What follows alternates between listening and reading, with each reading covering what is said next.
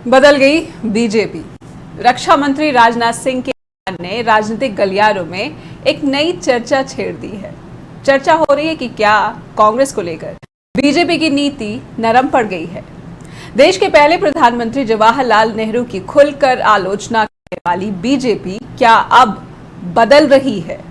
कांग्रेस मुक्त भारत का नारा देने वाली बीजेपी के क्यों बदल गए हैं? जम्मू कश्मीर में एक कार्यक्रम में हिस्सा लेने पहुंचे रक्षा मंत्री राजनाथ सिंह ने चीन के साथ 1962 के युद्ध का जिक्र करते हुए कहा कि बहुत सारे लोग जवाहरलाल नेहरू की आलोचना करते हैं। मैं भी एक विशेष राजनीतिक दल से आता हूं, लेकिन मैं भारत के किसी भी प्रधानमंत्री की आलोचना नहीं करना चाहता।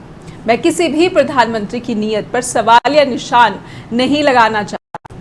रक्षा मंत्री ने कहा कि नीयत में किसी की खोट नहीं हो सकता है, नीतियों में हो सकता है। आइए सबसे पहले देखते हैं राजनाथ सिंह की ये स्टेटमेंट क्या है। चीन ने लद्दाख में कई ऐसी गतिविधियां की 1962 की, अब मैं आपको याद दिलाना चाहता हूं, जिससे यह साफ हो गया था कि चीन के इरादे नेक नहीं हैं। और उसमें पंडित जवाहरलाल नेहरू हमारे भारत के प्रधानमंत्री थे। बहुत सारे लोग पंडित जवाहरलाल नेहरू की आलोचना करते हैं। मैं भी एक विशेष राजनीतिक दल से आता हूं। मैं भारत के किसी भी प्रधानमंत्री की आलोचना नहीं करना चाहता और किसी प्रधानमंत्री की नीयत पर मैं कोई सवाल या निशान भी नहीं लगाना चाहता हूं, क्योंकि मैं जानता हूं नीयत में किसी की खोट नहीं हो सकता है। नीतियों को लेकर विवाद हो सकता है, नीतियों को लेकर तो हम आलोचना कर सकते हैं, लेकिन किसी की नीयत के ऊपर मैं कोई सवाल या निशान नहीं लगाना चाहता। राजनाथ सिंह के स्टेटमेंट का बैकग्राउंड समझने के लिए आपको इतिहास का वो घटनाक्रम भी याद दिला दे जब पंडित नेहरू चीन के साथ संबंधों को सुधारने की कोशिश कर रहे थे और इसी क्रम में चीनी प्रधानमंत्री भारत आए। दोनों के नेताओं ने हिंदी चीनी भाई भाई का नारा दिया, लेकिन इसी साल भारत की पीठ पर वार कर चीन के सैनिकों ने भारत के इलाकों पर कब्जा कर लिया। बीजेपी शुरू से चीन के साथ सीमा विवाद के लिए पंडित नेहरू को दोषी ठहराती रही, लेकिन राजनाथ सिंह का ताजा बयान इसीलिए खास तौर पर चर्चा का केंद्र बना हुआ है। आज स्ट्रेट टॉक में आइए समझते हैं कि क्या राजनाथ सिंह का ये बयान बीजेपी के बदले नरम रुख का उदाहरण है। स्ट्रेट टॉक में आज हम सवाल उठा रहे हैं कि क्या पंडित नेहरू के प्रति बीजेपी विचारधारा बदल चुकी है? मुक्त भारत का नारा देने वाली बीजेपी नरम क्यों पड़ी है? क्या नेहरू की नीयत पर सवाल उठाना राजनीतिक के विपरीत रहा है?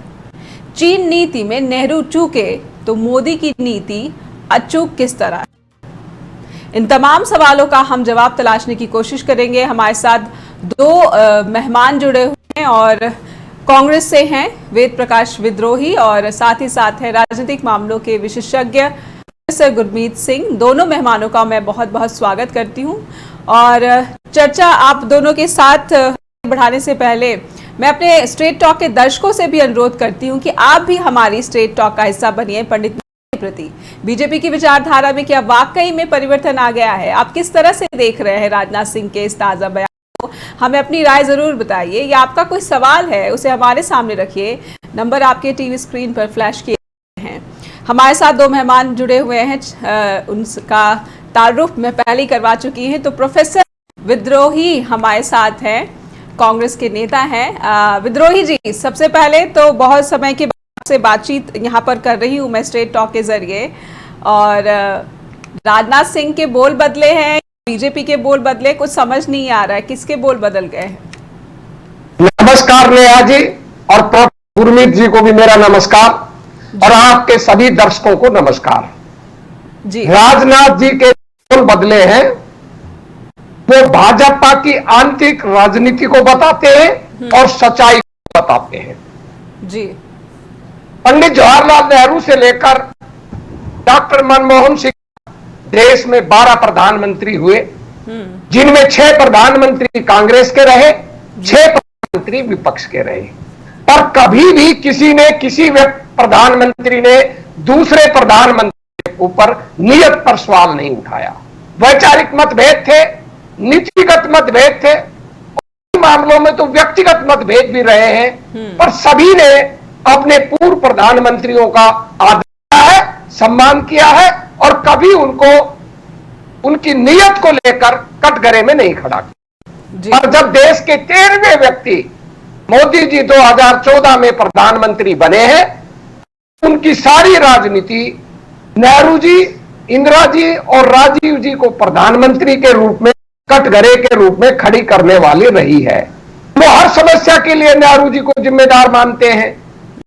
उठते कोई भी बेरोजगारी की समस्या हो, बेकारी की समस्या हो, भ्रष्टाचार की समस्या हो, इंफ्रास्ट्रक्चर न हो, और देश में कोई आतंकवाद की समस्या हो, और यहां तक कि विदेशी आक्रमणकारी लोग भारत को भूमि पर कब्जे की समस्या हो, हर चीज के लिए नेहरू जी को जिम्मेदार ठहराकर गली से निकलकर अपनी जवाबदेही से भाग जाते हैं। ये पिछले 8 वर्षों से चल रहा है और ऐसा प्रदर्शित किया जा रहा है जैसे भारत का उदय ही 2014 के बाद हुआ है, जबकि वो भूल जाते हैं उनसे पहले 8 साल भारत में शासन गैर कांग्रेसी लोगों का रहा है, जिसमें 5 वाजपेयी जी के भी है और अटल इसके मुरारजी भाई देसाई, चौधरी चरण सिंह, पी सिंह, चंद्रशेखर, देवगौड़ा और गुजराल जी के भी है। बड़ी आसानी से इन चीजों को भुला देते हैं। अब क्योंकि राजनाथ जी ने एक नई बात कह दी है कि मैं नेहरू जी की नीयत पर सवाल उठाता, वो ठीक कह रहे हैं, सारा देश जानता है, सारी दुनिया जानती है। 1962 में चीन ने नेहरू जी के साथ विश्वासघात किया, नेहरू ने विश्व शांति का संदेश दिया, गुटनिरपेक्ष तैयार किया और चीन को समर्थन दिया। जब पूरी दुनिया में चीन को समर्थन नहीं मिलता था, तब मजबूती के साथ चीन के साथ खड़ा था, हिंदी चीनी भाई भाई का नारा दिया और नेहरू जी इस मुगाल कि भारत और चीन की दोस्ती इतनी गाढ़ी है कि चीन भारत पर हमला नहीं करेगा, लेकिन चीन ने विश्वास किया और उस विश्वासघात के चलते भारत की 1962 के युद्ध में हार हुई। अब हार को नेहरू की नीयत पर सवाल उठाकर मोदी जी और वर्तमान भाजपा प्रस्तुत करती रही है। पहली बार राजनाथ जी ने सच स्वीकार किया है कि नेहरू जी की नीयत में कोई खोट नहीं थी। ये ठीक है, रणनीतिक रूप से हमारी हार हो गई, परंतु जब से चीन ने भारत पर अतिक्रमण सीमाओं पर शुरू किया है और प्रधानमंत्री मोदी जी का एक ही शब्द रहता है, ना कोई घुसा है, ना कोई आया है, हमारी सीमाएं सुरक्षित हैं। अब उनका ये झूठ लगातार मीडिया और कांग्रेस और राहुल गांधी देश के सामने पर्दाफाश करते जा रहे हैं। पूरा देश है, पूरी दुनिया जानती है कि चीन केवल एक बॉर्डर पर नहीं, एक सीमा पर भी नहीं, लद्दाख के ऊपर और भूटान से लगते डोकलाम पर, अरुणाचल पर लगातार। राजनाथ सिंह ने क्या बात कही है, उसका जवाब नहीं आया आपकी तरफ से कि राजनाथ सिंह उसी पर आ रहा हूं जी, उसी पर अतिक्रमण है। तब राजनाथ जी ने ये सवाल कल या परसों जम्मू कश्मीर में उठाया है। अब क्यों उठाया है? वो इसलिए उठाया है कि भारत का जो वर्तमान राजनीतिक परिदृश्य है उसमें मोदी और शाह जी पूरी बीजेपी को कब्जा कर चुके हैं और वाजपेयी एरा के जितने भी नेता थे, उनके समय के जितने लोग थे, सबको ठिकाने लगा दिया। अब केवल 3 लोग बचे हैं। नायडू तो रिटायर हो जाएंगे 15-12 अगस्त को, वो अपने आप राजनीति से अलग हो जाएंगे, उपराष्ट्रपति रूप में पहले भी राजनीति से अलग थे।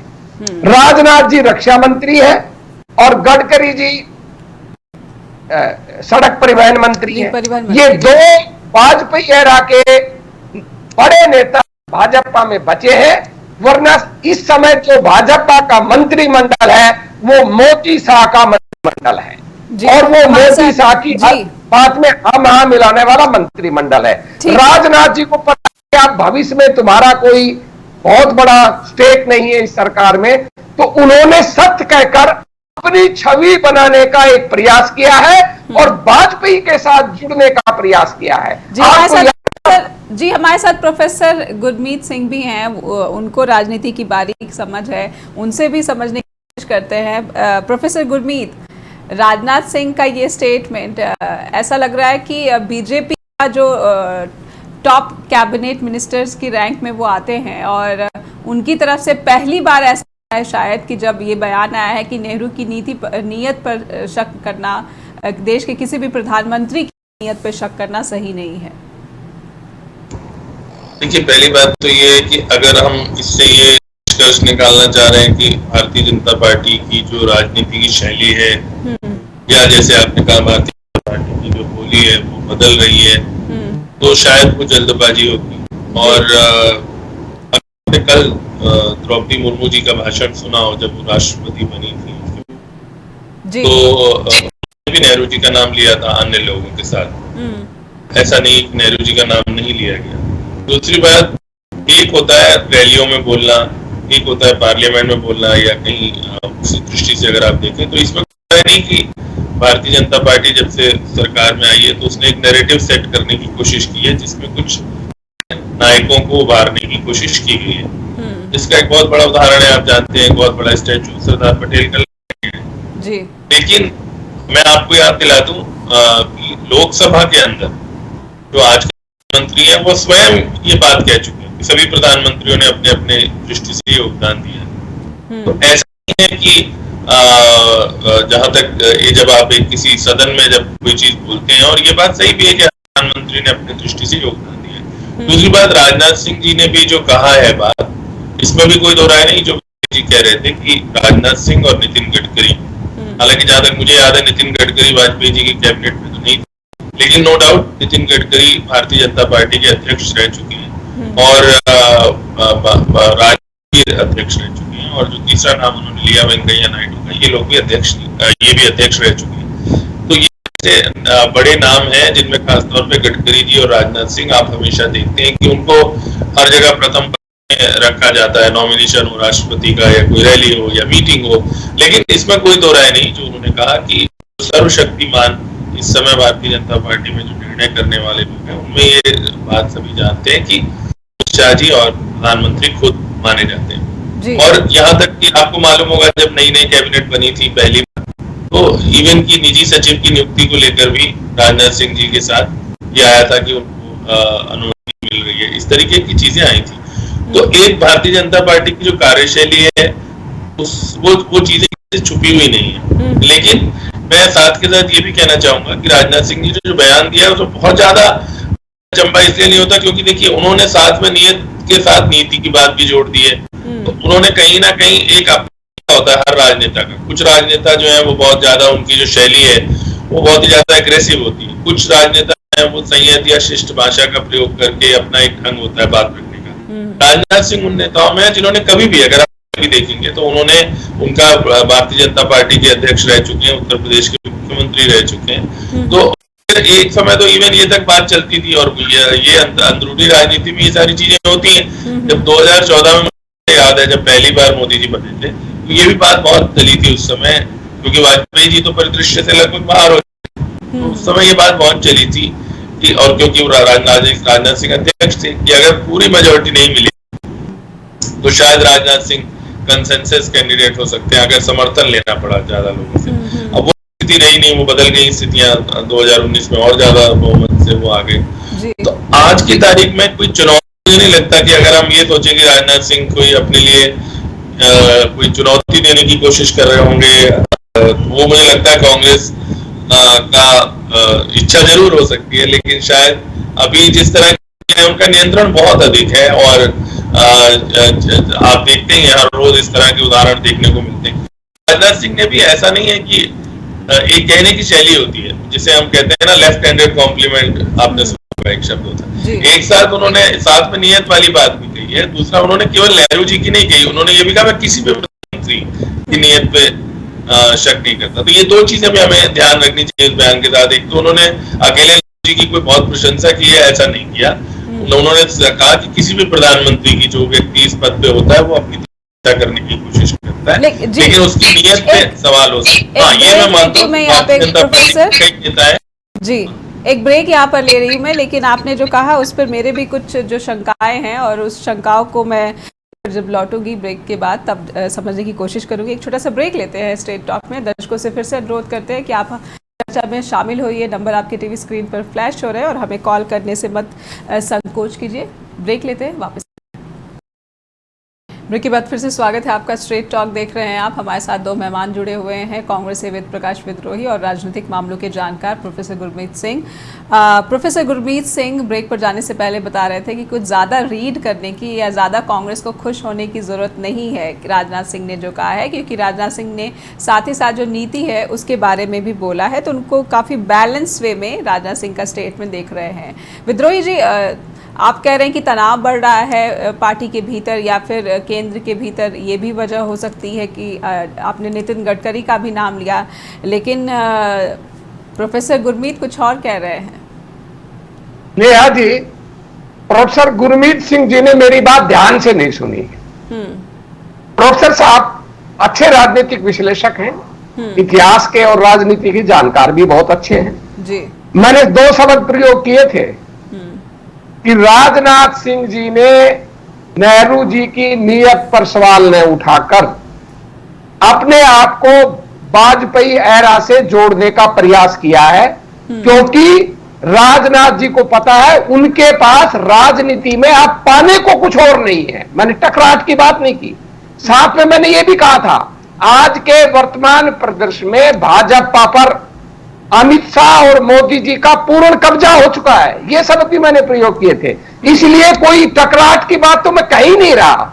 ये तो मैंने कहा राजनाथ जी ने अपनी व्यक्तिगत छवि बनाने के लिए अपने आप को राजनाथ एरा से जोड़ा है। वही प्रोफेसर साहब ने बड़ी दिलचस्प बात कही। प्रोफेसर साहब ने कहा नेहरू जी की नीयत पर सवाल नहीं उठाए, नीति पर सवाल उठाए, ये भी देखना चाहिए। मैं प्रोफेसर साहब को याद दिलाना चाहता हूं, जब चीन युद्ध चल रहा था 1962 के अंदर, तब युवा सांसद अटल बिहारी वाजपेयी ने 1962 में युद्ध के बीच पार्लियामेंट बुलाने की मांग की और युद्ध चल रहा था। नेहरू जी ने पार्लियामेंट बुलाई और उस पार्लियामेंट के अंदर अटल बिहारी वाजपेयी जी ने नेहरू जी की नीतियों पर बहुत बड़े सवाल खड़े किए थे। तो नीतियों पर सवाल तो पहले भी खड़े होते रहते थे। नेहरू जी को उस समय अपने संबोधन में यहां तक कहा कि नेहरू जी आपका दोहरा व्यक्तित्व है, आप में चर्चिल भी है और आप में चरनाबिल भी है, यहां तक कहा था। तो नीतियों पर तो सदैव से ही झगड़ा रहा है। राजनीति में नीतियों पर मतभेद कल भी था, आज भी है और आगे भी रहेगा, पर नीयत पर किसी ने सवाल नहीं उठाया था। नीयत पर पहली बार अगर किसी ने प्रधानमंत्री के रूप में सवाल उठाया है तो वो श्री नरेंद्र दामोदर दास मोदी जी है, जिसने न केवल नेहरू जी की अपितु इंदिरा जी की और राजीव गांधी की भी नीयत पर सवाल उठाया है। इसलिए हम खुश नहीं हो रहे। आपने एक मेरा आकलन पूछा था और न हम ये मान रहे कि राजनाथ जी के इस वक्तव्य से कोई भाजपा में मतभेद आएंगे। मैंने कुछ नहीं कहा। मेरा तो केवल इतना मानना है कि राजनाथ जी भविष्य में कुछ बनने वाले नहीं है। उनका इस चुनाव के बाद रिटायरमेंट तय है 2024 में, इसलिए वो बड़े आदर के साथ, सम्मान के साथ अपने आप को एक उज्जवल छवि के नेता के रूप में, वाजपेयी के सच्चे शिष्य के रूप में रिटायर होना चाहते हैं। इसलिए उन्होंने एक भूमिका के रूप में यह बात कही है। वही एक छोटा सा सवाल उठाया था गुरमीत जी ने, उन्होंने कहा गडकरी जी मंत्री नहीं थे। वो ठीक कह रहे, गडकरी जी मंत्री नहीं थे, पर मैंने उनका नाम इसलिए लिया था कि गडकरी जी को जो शिवसेना भाजपा गठबंधन की सरकार वाजपेयी प्रधानमंत्री बनने से पहले हुई थी 99 तक, उस 94 से 98 तक, 99 तक, उसमें गडकरी जी को वाजपेयी ने प्रमोट किया था। वही गडकरी जी को आरएसएस ने भविष्य का बीजेपी के नेता के रूप में प्रपोज किया था, उसको भविष्य का प्रधानमंत्री के रूप में लाए थे। पर गडकरी जी का दुर्भाग्य, पूर्ति जो उनका उद्योग है उसके कुछ विवादित कामों की वजह से उनको भाजपा के अध्यक्ष पद से इस्तीफा दे देना पड़ा और फिर आरएसएस ने गडकरी की जगह नरेंद्र मोदी को आगे बढ़ाया। तो गडकरी और राजनाथ जी ये नरेंद्र मोदी जी को चैलेंज करने वाले नेता प्रारंभ में थे, आज नहीं है। पर मोदी जी तो कोई विरोध के सवर स्वीकार ही नहीं करते। उनका तो राजनीतिक शैली है कि ऐसा व्यक्ति मेरे मंत्रिमंडल में नहीं रहना चाहिए जिसकी स्वतंत्र विचारधारा हो।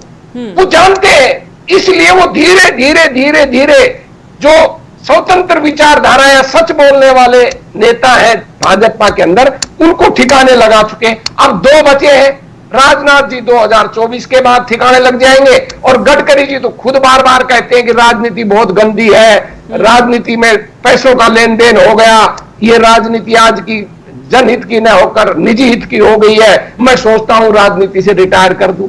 तो ये जो बार बार वो कहते हैं वो बताता है कि वो दोनों, चाहे राजनाथ जी हो चाहे गडकरी जी हो, वो मोदी शाह के नेतृत्व में घुटन महसूस कर रहे हैं और चाहकर भी बोल नहीं पाते। मैंने केवल इस संदर्भ में कहा था, इसके अलावा मेरा कोई संदर्भ नहीं था। जी, आपने काफी विस्तार से जो है इस चीज को जो है अलग अलग करने की कोशिश की है विद्रोही जी। प्रोफेसर गुरमीत, विद्रोही जी ने साफ साफ कहा है कि अब पाने के लिए कुछ नहीं बचा है, ना ही राजनाथ सिंह को और ना ही नितिन गडकरी को, इसलिए वो चाहते हैं कि उनकी कम से कम जो छवि है, जो इमेज है, वो वाजपेयी एरा के साथ वो जोड़ पाएं।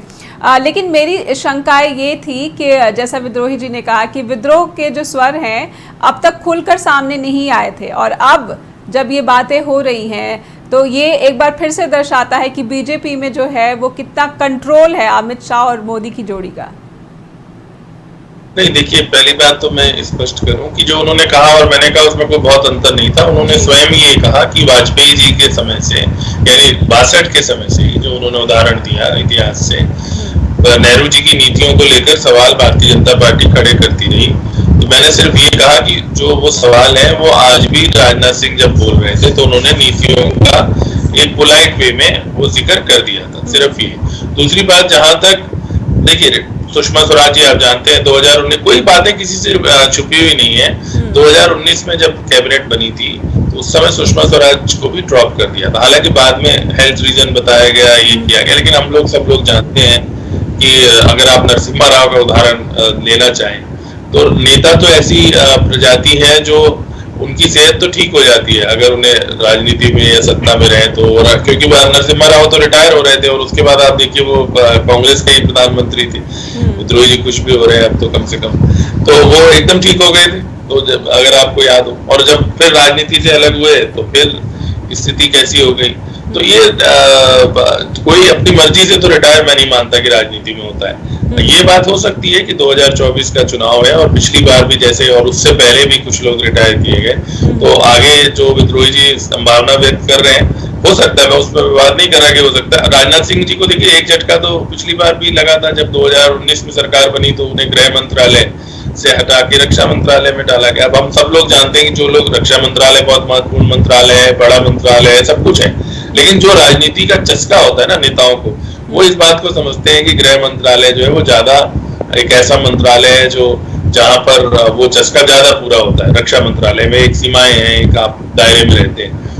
ये बात 2014 में भी चली थी जब सुषमा स्वराज जी को विदेश मंत्रालय दिया गया था। हालांकि विदेश मंत्री के तौर पर उन्होंने बहुत अच्छा काम किया, कि वहां पर भी वो छवि बना गई, लेकिन उस समय जब मंत्रालयों के डिस्ट्रीब्यूशन की बात चल रही थी तो उस समय कोई भी व्यक्ति जो नेता, जो जिसे जैसे मैंने कहा कि जो बिल्कुल जमीन से जुड़ा नेता होता है, उसकी प्रेफरेंस इस तरह के मंत्रालय नहीं होते जहां उसे एक सीमा में बंधना पड़े। या जैसे वेंकैया नायडू, कहने के लिए तो वो उपराष्ट्रपति बन गए थे उस समय, लेकिन जो लोग हैं जो अंदर के, वो समझते हैं कि जो मंत्री रहना चाहते हैं। और बाकी तो गडकरी जी ने बहुत अच्छा कहा था, गडकरी जी की बार बार बात हो रही है, उन्होंने पीछे बयान दिया था कि हर कोई दुखी है राजनीति में, है ना। आप तो अगर याद हो, जो मुख्यमंत्री बन गए वो इसलिए दुखी है कि उनकी कुर्सी ना कब चली जाए, जो विधायक है वो इसलिए दुखी है कि मंत्री नहीं बन पाए, जो मंत्री है वो इसलिए दुखी है कि उनको अच्छा विभाग नहीं मिला, जो अच्छा विभाग मिल गया वो इसलिए दुखी है कि वो में जो राजनीति की स्थिति है, जो दयनीय स्थिति है, इस वजह से जो है इस तरह के बड़े बड़े नेताओं के भी बयान आ रहे हैं। छोटा सा ब्रेक लूंगी मैं गुरमीत जी, एक ब्रेक से लौटूंगी तो आप जो कहना चाहते हैं वो बिल्कुल हम सुनेंगे। एक छोटा सा ब्रेक लेते हैं स्ट्रेट टॉक में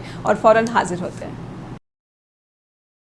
ब्रेक के बाद फिर से स्वागत है आपका, आप देख रहे हैं स्ट्रेट टॉक। हमारे साथ दो पैनलिस्ट जुड़े हुए हैं। गुरमीत जी, ब्रेक पर जाने से पहले हम बात कर रहे थे कि क्या राजनीति की स्थिति इतनी दयनीय हो गई है कि अब जो बीजेपी की जो पुराने और वेटरन लीडर्स हैं वो चाहते हैं कि वाजपेयी एरा से खुद को जोड़ने की कोशिश करें, जैसा कि विद्रोही जी ने भी कहा है और जैसा कि आप भी मान रहे हैं कि कुछ पाने के लिए नहीं है तो छवि सुधारने का मौका। देखिए, ऐसा है, मैं ब्रेक में अभी राजनाथ सिंह जी की एज देख रहा था तो वो तो 71 वर्ष है, तो जो 75 वाला फार्मूला है उसमें तो वो 24 में नहीं आएंगे, लेकिन उसके नजदीक हो जाएंगे। और आपको मालूम ही है कि भारतीय जनता पार्टी में ये मार्गदर्शक मंडल वाला कॉन्सेप्ट आया था और ये सारी चीजें ओपन है जो 75 से ऊपर के लोग थे उस समय के, चाहे वो आडवाणी जी हो या जोशी हो, दूसरी बार में शांता कुमार हो 19 तो बहुत सारे ऐसे नेता हैं जो वरिष्ठ नेता थे, तो ये कहा गया कि उन्हें राजनीति से संन्यास लेना चाहिए, एक तरह से सन्यासी कहेंगे आप उनको, हालांकि जो चीज दिखाई दे रहे थे तो कभी कभी वो कार्यक्रमों में नजर आ जाते हैं, आडवाणी जी भी कभी कभी नजर आ जाते हैं और उनको जगह भी अच्छे से मिलती है। लेकिन ये एक सच्चाई है कि जो नेता देखिए वो एक कहते हैं ना कि भाई अगर जो ना चलती में चलाए वो बेवकूफ और जो चलती में चलाए, चलती में ना चलाए वो महावीर। तो नेचुरली जो राजनीति में जो लोग आज की तारीख में कोई ऐसा अगर आप कहेंगे कि नैतिकता या कोई बहुत ज्यादा कोई आदर्शों पे चलते हैं, हम हर आदमी यही देखता है कि उसको क्या चीजें उसके अनुकूल हैं, क्या चीजें उसको लंबे समय तक। मैं आपको एक उदाहरण देता हूँ, विद्रोही जी बैठे हैं, शायद तायद करेंगे इस बात की। अब मान लीजिए अगर कांग्रेस होती है और कांग्रेस में प्रधानमंत्री जो है वो किसी एक राज्य का होता तो कभी भी पार्टी का अध्यक्ष उस राज्य का नहीं होता। कांग्रेस यही सोचने में, हिसाब लगाने में बैठ जाती थी कि जो है भाई अगर प्रधानमंत्री यहाँ का है, वो नॉर्थ का है, तो फिर अध्यक्ष जो है वो साउथ का होना चाहिए, या जातिगत समीकरण ना। लेकिन आप जानते हैं मोदी जी ने अमित शाह जी को अध्यक्ष भी बनवा दिया और फिर उसके बाद उन्हें गृह मंत्री भी बनवा दिया, एक ही राज्य से ताल्लुक रखते हैं दोनों लोग। तो एक उनकी अपनी एक राजनीति करने की अपनी एक स्टाइल है, उसको लेकर मतांतर हो सकता है, कुछ लोग उससे सहमत हो सकते हैं, कुछ लोग असहमत हो सकते हैं, लेकिन सच्चाई यही है कि आज की तारीख में उनका नियंत्रण है और वो ये समझते हैं कि क्योंकि उन्होंने भारतीय जनता पार्टी को, देखिए 2000 जब मनमोहन जी की सरकार गई थी तो जो दूसरी बार मनमोहन सिंह जी आए थे तब आडवाणी जी को ही प्रोजेक्ट करके चुनाव लड़ा गया था, अगर आपको याद हो, और उस समय सफलता नहीं मिली। 2014 में उनको प्रोजेक्ट करके सफलता मिली और उसके बाद 19 में तो नेचुरली उनका कोई उन्होंने सारा कुछ ही अपने अनुकूल जो परिस्थितियां वो कर ली। और अभी भी जो स्थितियां देख रहे हैं आप, जिस तरह से कांग्रेस टूट रही है, क्योंकि अच्छा नहीं है, मैं नहीं मानता ये बिल्कुल अच्छी बात है। विपक्ष जिस तरह से टूट रहा है पूरी तरह से, और खासतौर पे कांग्रेस की जो खस्ता हालत है, मैं कहना चाहूंगा बिल्कुल, क्योंकि कोई बच ही नहीं रहा है। कपिल सिब्बल हो, ज्योतिरादित्य हो, जितने इनके स्टार फेस थे उनका पता ही कुछ नहीं लग रहा कि क्या हो गया उनको सबको। गुलाम नबी जी भी अब तो चलो टिक गए, लेकिन बहुत सारी ऐसी स्थितियां बनी हुई हैं। तो उस स्थिति में मुझे लगता है कि अगर कोई बात कही भी गई है, और राजनाथ सिंह किसी भी पार्टी में हमेशा से कई तरह की आवाजें होती हैं, कुछ गरम दल होते हैं, कुछ नरम दल होते हैं। हाँ, तो जैसे आडवाणी जी एक जमाने में, आज उनको लोग नरम दल बोलते हैं, आज उनको लोग वो करते हैं। आप याद करिए, विद्रोही जी को याद होगा जब वाजपेयी जी थे तो उस समय आडवाणी जी को उस तरह से देखा जाता था कि अरे वो तो बहुत गरम दल है, बहुत हिंदूवादी है, बहुत वो है। तो ये अब क्या करें, विधि का विधान कह लीजिए आप इसको, ये चीजें चलती रहती है। आज उनको लोग बड़ा याद करते हैं कांग्रेस वाले कि जी आडवाणी जी ने ये बात कह दी थी। अभी मैं कुछ दिन पहले एक वीडियो देख रहा था पुराना, जिसमें आडवाणी जी ने ये कहा था कि भाई लोकतंत्र आगे खतरे में है, तो उसको कांग्रेस के साथ ही अब शेयर करते हैं फेसबुक पे, आपको नया हैरानी होगी ये जान के। तो उस समय आप याद करिए, हमें तो वो परिदृश्य याद है आडवाणी बनाम जब वाजपेयी हुआ करता था। आज वाजपेयी एरा की ये बात कर रहे हैं बार बार, और वाजपेयी जी की कौन सी उस समय विपक्ष बहुत प्रशंसा करता था। वाजपेयी जी भी, जैसे नेहरू जी चाइना गए थे, चाइना के साथ वो कर रहे थे, आपको याद होगा जब वाजपेयी जी बस लेके लाहौर गए थे और उसके बाद पाकिस्तान ने जो कारगिल है वो हुआ था, जिसकी आज विजय दिवस भी हम लोग मनाते हैं। तो मेरा कहने का भाव सिर्फ इतना है कि हमें बहुत ज्यादा पढ़ने की कोशिश नहीं करनी चाहिए। ये ठीक है कि राजनीति में बहुत सारी चीजें संकेतात्मक रूप में होती हैं, और लेकिन यहाँ पे सवाल है कि बीजेपी जी तो आयु अभी कम है, तो राजनाथ सिंह जी के लिए तो फिर भी ग्रेसफुल एग्जिट हो सकता है जैसे वो बता रहे थे, लेकिन गडकरी जी के लिए एक चुनौती है उस तरीके से, क्योंकि अभी उनकी भी मैंने ब्रेक में ही आयु चेक की, वो तो 65 वर्ष के हैं, तो अभी वो उस श्रेणी में नहीं, वो तो लगभग आप ये समझिए कि हमारे प्रधानमंत्री के आसपास ही है और छोटे ही हैं थोड़े, अगर हम वैसे देखेंगे तो। और निश्चित ये लोग पोटेंशियल वाले लोग हैं। गडकरी जी को एक डिलीवर करने वाला व्यक्ति माना जाता है, जैसे उन्होंने बताया कुछ विवादों में भी उनका नाम रहा, लेकिन अभी भी वो उन मंत्रियों में है जो नेचुरली निर्णय ले सकते हैं, और उनको बहुत ज्यादा जितना मुझे आकलन है उनको बहुत ज्यादा डिस्टर्ब भी नहीं किया जाता, वो अपने मंत्रालय में अपने हिसाब से काम करते हैं, तो ये सही है। लेकिन हम अगर ये कहेंगे, जैसे मैंने आपको उदाहरण दिया कि मोदी जी का खुद, मैं डेट तो नहीं आपको बता सकता या साल तो नहीं बता सकता, लेकिन मुझे खुद याद है कि उन्होंने भी लोकसभा में खड़े होके ये बात कही थी कि जो है जितने प्रधानमंत्री हैं सबने अपने अपने तरीके से योगदान दिया है। हाँ, ये जरूर है कि लेकिन मोदी जी के लोकसभा के भीतर ही या फिर लोकसभा से बाहर भी ऐसा कोई बहुत ज़्यादा इस तरह की घटनाक्रम है। 2022 से लेकर 18, 19, 20 हर वर्ष उन्होंने नेहरू जी को लेकर, चाहे वो सीए हो, चाहे महंगाई हो, चाहे वो गोवा लिबरेशन हो, हर जगह जम्मू कश्मीर हो, हर जगह उन्होंने नेहरू जी का नाम लिया। और इसीलिए हमारे एक कॉलर जुड़ रहे हैं गुरमीत जी, और हम देखते हैं कि ये कॉलर हैं वो क्या कहना चाहते हैं। जी बहुत बहुत स्वागत है आपका स्ट्रेट टॉक में। पहले आप अपना नाम बताइए कृपया। नमस्कार नेहा जी, और दोनों पैनलिस्ट को भी मेरी जय माता दी। मेरा नाम सतीश चंद्र है। मैं आज के विषय के बारे में बस 2 सीधी सादी बातें करूंगा, और वो ये है कि सबसे पहले हमारे भारत में जब भी किसी नीति का या देश की उन्नति की बात होती है तो हमेशा जो डेडलाइन है वो कांग्रेस ही मानी जाती है, क्योंकि कांग्रेस ही हमारे भारत के जिस वक्त आजादी मिली तो उस वक्त मुख्य पार्टी कांग्रेस थी, तो उसके बाद सरकारें भी पहले उनकी बनी। तो इस कारण से जब भी कोई बात होती है तो रेफरेंस पॉइंट जो है वो कांग्रेस को लेके दिया जाता है। अब प्रश्न ये आता है कि क्या उस वक्त उनकी नियति या कि उनकी जो नीतियां थी उनके ऊपर कोई सवाल उठाया जाए। तो बात ये है कि उनकी नियति के ऊपर तो सवाल मैं कभी नहीं उठाऊंगा एक नागरिक होने के नाते। वो इस कारण कि हमारे जितने भी भारत के प्रधानमंत्री हुए हैं, मैं आपको बताऊं नेहा जी, विश्व के दूसरे विश्व नेताओं के अगर कंपैरिजन में मैं एक सेंटेंस में बोलूं तो कोई भी निक्सन जितना नीच नहीं, कोई ट्रंप जैसा खराब नहीं। हमारे भारत के जितने प्रधानमंत्री थे मेरी नजर में देवता समान थे। वो बिल्कुल लोगों के मापदंड के, लोगों की उम्मीदों के मुताबिक आए, उनके साथ उन्होंने काम किया और उसी तरह वो अपना शान से गए, अपना एक उदाहरण छोड़ के गए। इसलिए भारत के जितने भी प्रधानमंत्री हैं, किसी का भी आप नाम लो, नतमस्तक होता है आदमी।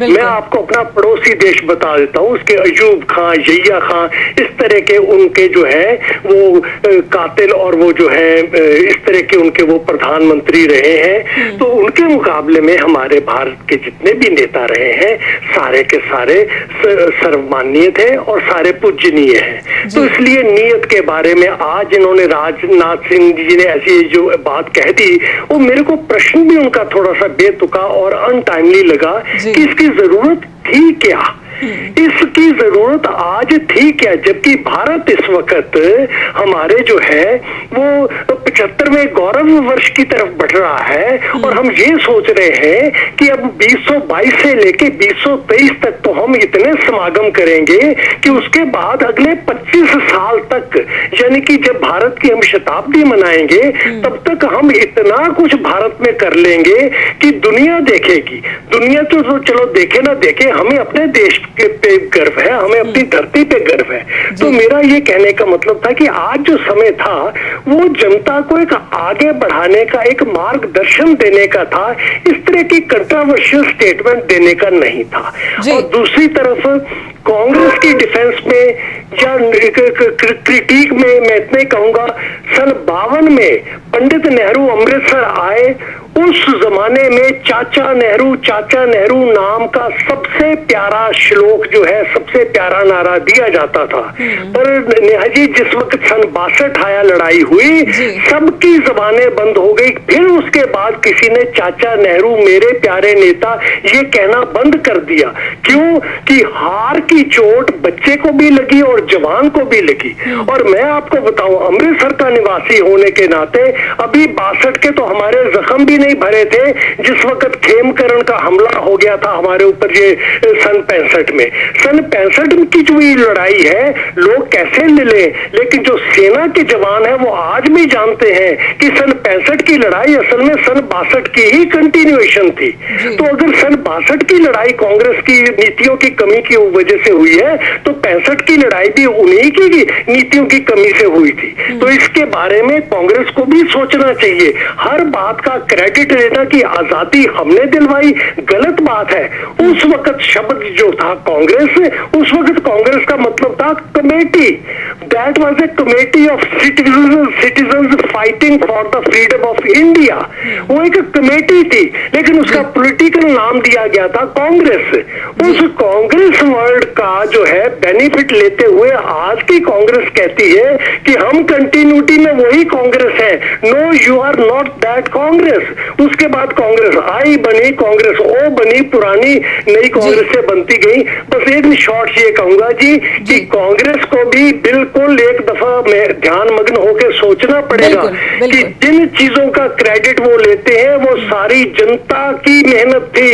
हमारे भी घरों के लोगों को बोहड़ के और कीकरों के ऊपर फांसियां दी गई, पंजाब में अंग्रेजों ने दी गई थी। तो इसलिए खाली कांग्रेस इस बात का क्रेडिट ले, that is also wrong. Other side दूसरे लोग भी जिस वक्त कांग्रेस को हर चीज का दोष देते हैं, वो भी सोच ले कि आज आप मुंह खोलने से पहले सोचो कि आज आपके प्रवचनों की जरूरत है भी कि नहीं। धन्यवाद नेहा जी, और आपके सभी जो विशेषज्ञ हैं उन सबको भारत माता की जय हो। बहुत बहुत शुक्रिया, आपके जो ख्याल है वो हमने जाना। सतीश जी बहुत बहुत शुक्रिया आपका। और एक छोटा सा ब्रेक लूंगी मैं यहाँ पे स्ट्रेट टॉक में, लेकिन सीधे सीधे कांग्रेस की जो नीतियां रही हैं उस पर उन्होंने जताया है, खेद जताया है कि कांग्रेस क्यों जो है अपनी गलतियों से नहीं सीख रही। एक छोटा सा ब्रेक, फौरन लौटते हैं। ब्रेक के बाद फिर से स्वागत है आपका। आप देख रहे हैं स्ट्रेट टॉक, और विद्रोही जी से मैं सवाल करना चाहूँगी। विद्रोही जी, जो हमारे कॉलर हैं दर्शक, उन्होंने साफ कहा कि कांग्रेस को क्यों ये पड़ी रहती है कि गांधी परिवार की आलोचना कर रहा है और इसको सबसे आगे खड़े होकर जो है इसका जवाब देने की ज़रूरत है। नेहा जी, सतीश जी के कई सवाल वाजिब हैं। कांग्रेस ने कभी नहीं कहा कि देश की आजादी हमने दिलवाई है अकेले। कांग्रेस ने यह कहा कि कांग्रेस के नेतृत्व में देश के लाखों लोगों ने कुर्बानी दिलवाकर आजादी दिलवाई, और संघ को छोड़कर देश के हर वर्ग का आजादी में कम ज्यादा योगदान था और बहुत बलिदान भी था। जब हम बात करते हैं आजादी की तो संघ को छोड़कर सभी को हम सम्मिलित करते हैं, पहली बात जी। दूसरी बात, कमियों से सदैव ही सबक लिया जाता है। उन्होंने बात कही कमी की, परंतु वो सही बात नहीं रख पाए। उन्होंने कहा 62 का युद्ध कांग्रेस की कमी की वजह से हमारा, वो ठीक कह रहे हैं, हमने तैयारी नहीं की, हमने चीन पर विश्वास किया। फिर उन्होंने अगली जबान में कह दिया 65 का युद्ध भी हम कांग्रेस की कमी से हार। कांग्रेस की कमी नहीं थी, कांग्रेस ने 62 के युद्ध से सबक लिया, तभी तो 65 में हमने अपनी सेनाओं को मजबूत किया और 65 का युद्ध हमने जीता कांग्रेस के नेतृत्व में। अगर हम सबक नहीं लेते तो हम युद्ध जीतते कैसे। दूसरा, उन्होंने कहा समय कम है विद्रोही जी, इसलिए मैं चाहती हूँ कि आप अपनी बात पूरी करें, फिर गुरमीत जी के लिए मेरा एक प्रश्न है। मैं आखिरी बात गुरमीत जी पे ही कहता हूं। गुरमीत जी ने वाजपेयी जी की बात को लेकर कहा कि भाई एक उदारवाद और एक कट्टरवाद, कि आज कांग्रेस उनका बड़ा नाम लेती है। मैं गुरमीत जी को याद दिला दूं कि कांग्रेस की और देश की एक परंपरा रही है, जब भी कोई व्यक्ति देश का प्रधानमंत्री होता है उसकी कठोरतम आलोचना होती है, पर जब वो दिवंगत हो जाता है तो हम उनकी नीतियों की तो आलोचना करते हैं, पर उनकी व्यक्तिगत कभी आलोचना नहीं करते, और उनके अच्छे कामों को, अच्छे पोएट को हम उठाते हैं। ये भारत की एक बहुत अच्छी परंपरा है। उसी परंपरा के तहत कांग्रेस ने कभी वाजपेयी जी को, कभी अडवाणी जी के कोट को उठाया है, इसके अलावा कोई बात नहीं है। तो राजनीति के जो स्तर का है जी, विद्रोही जी कह रहे हैं कि राजनीति के जिस स्तर का है, जो राजनीतिक सम्मान की जो बात आती है, तो कांग्रेस इसका पूरी तरह से पालन करती है। गुरमीत जी, लेकिन बीजेपी पे शुरू से ही आरोप लगते रहे कि नेहरू जी के हर बात के लिए अगर किसी का कसूर निकाला जाता है, खुद प्रधानमंत्री की तरफ से बार बार सदन के भीतर जो है नेहरू जी के बारे में इस तरह से सवाल उठाए गए हैं। लेकिन अब ये ताज़ा विवाद छेड़कर राजनाथ सिंह ने एक बताने की कोशिश की है कि गलतियां हुई हैं जो प्रधानमंत्री पद की तरफ से, नरेंद्र मोदी की तरफ से भी।